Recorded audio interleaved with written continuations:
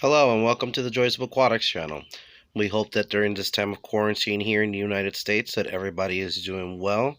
And today I'm going to talk about, well, a tank that I actually forgot I had. This is the Top Fin Liquidy-Split.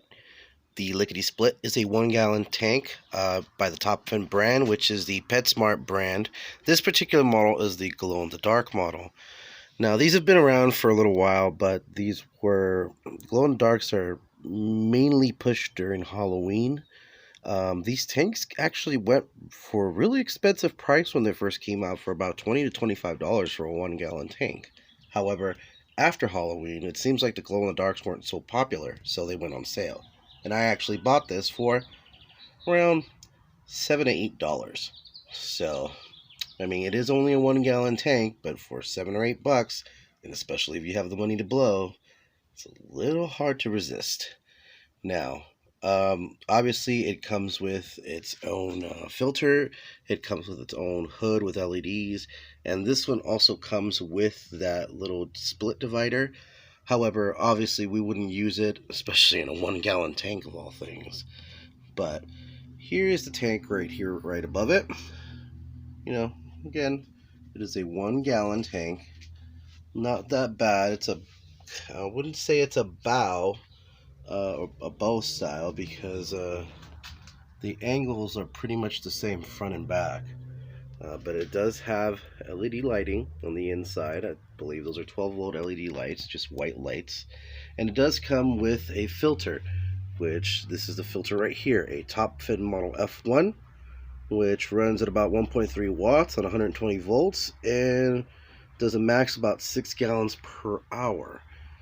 For a beta, it's a really smooth running filter. However, that's not really so much here what I'm here to talk about today. It's really, I want to talk about, what am I going to do with this tank? Well, it's a 1-gallon tank, so I definitely will not be using this to house a beta or a platy, as the picture implies. Fortunately, the instructions tell you to get the appropriate size fish, but what would be an appropriate size fish for a 1-gallon tank, you might ask? Well, there's not that many. There's not that many. If you want to be ethical, even for a beta, for example, ethically the best thing you can possibly do is, if you have to go with the smallest size possible, a 2.5-gallon tank is the recommended size for a beta fish.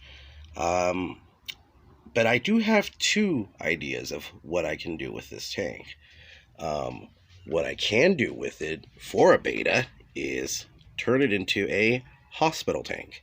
And what do I mean by that? Well, I can turn this 1-gallon into a basic temporary hold area for a sick beta fish. And I can use it to medicate the fish, because since it is 1 gallon, I can measure everything out by 1 gallon and save money on medication, rather than, dosing the 2.5 gallons or the 5-gallon tank that I have some betas in, which can cost me more money. So that would make it cost effective for me to treat my beta fish. So that is one benefit that I can use it for. Another thing I can do is, there could possibly be something that I can keep in here that I have never kept before, and would actually allow me to explore a whole different world in aquaria. And that is, I can keep Opae in here. And what are Opae or Opaeula? Yeah, it was Opaeula, that's right. So what are Opaeula? Opaeula are shrimp. They're also known as volcano shrimp. And I have been researching these guys for a few weeks now, because a local store has them. However, they have them in those jars with a little bit of soil and decoration in them. And the jars are less than half a gallon. So if I do pick up a jar of Opaeula, I would probably upgrade them to this 1-gallon tank here. Now, here's the catch. Opaeula shrimp are brackish water shrimp.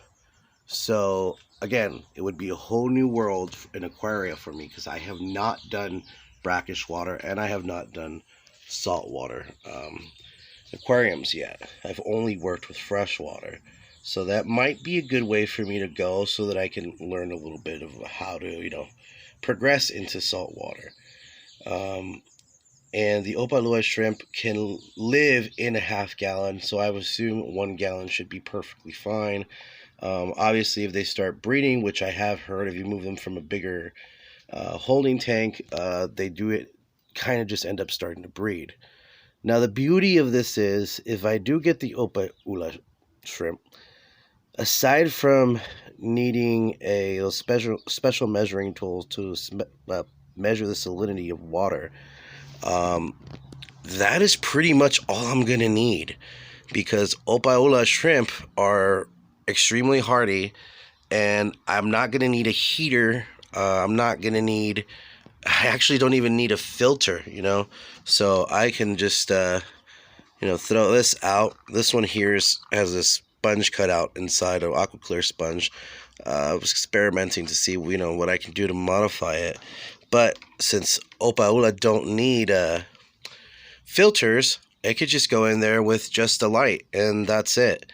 And as far as water changes go, you don't do water changes for Opae. The only thing you have to do is you feed them twice a month. Microalgae, or what you could do is just leave this on a windowsill or somewhere with sunlight for a little bit to catch some algae. That'll give them food. And you just replace any water that evaporates, and you do that with ROD wild water. So no water changes. You just replace evaporative water. You feed maybe at most twice a month. That's pretty hardy shrimp. Not too much that can go wrong. But again, I have two options. I can turn this into a quarantine hospital tank for Bettas, or I can turn this into an Opae tank. I kind of want your opinion on this, you, the viewer.